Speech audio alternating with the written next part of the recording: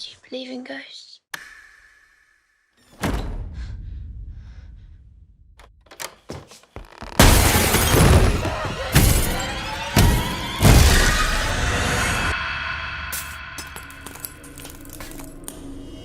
Last Night in Soho. This one was a fun surprise. It's a psychological horror film about a fashion student moving to London and having visions of a woman who used to live in her room in the 60s and apparently died there. By Edgar Wright, the director behind other visually unique films like Baby Driver, and this one is no different. The colors are used to astounding effects, dream sequences are lush even when they turn to nightmares, and there are some fantastic uses of mirror play. I have to quickly mention one dance sequence early on that is all one shot and features the two leads constantly swapping positions. I want to see a behind the scenes look at this. It looks practical, but it's done so well that I wouldn't be surprised if there were invisible cuts. It's just a really well choreographed scene. A lot of the mirror and reflection play is damn well put together too. So many little details and costume shifts in between color spots that make the film feel more real and lived in. Unfortunately, it isn't just all look and story with some great acting. It does stumble a bit here and there are some odd story choices that don't make sense. My biggest gripe is about the mean girls. They're used for one plot device and then don't attribute much to the story at all after that. They didn't need to be there anyway and could very easily be written out or at least offered a side plot or something to make them at least relevant. Otherwise, they just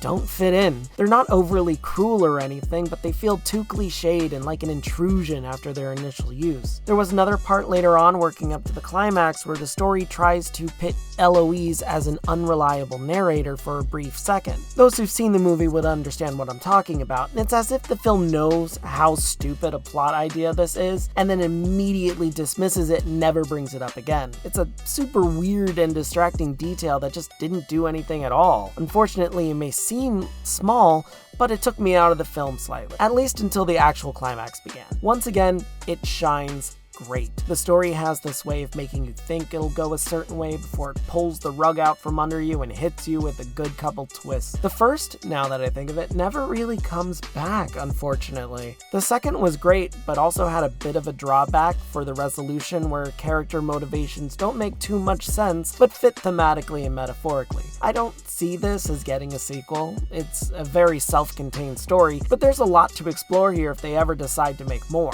A good prequel detailing Eloise's history or her mother's, or her future to explore more of her mental space. If not, that's fine. This is a great standalone film with a unique style all of its own, and I can't recommend it enough. Don't let this one slide by you. Head downtown and catch Last Night in Soho, which gets an 8.5 out of 10 from me.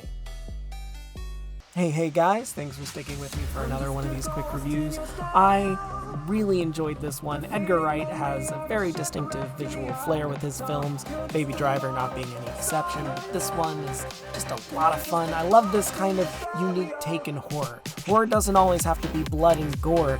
It can be slow, it can be very, very colorful. This one's a lot of fun. Highly recommend it. Go see it, it's in theaters right now. Probably on demand somewhere too. Let me know what else I should see. Comment down below if you hate my opinions or if you like my opinions. I want to hear yours. Don't forget to comment, subscribe, ring that bell. Have a great day, and if you're not, have a better one. See ya.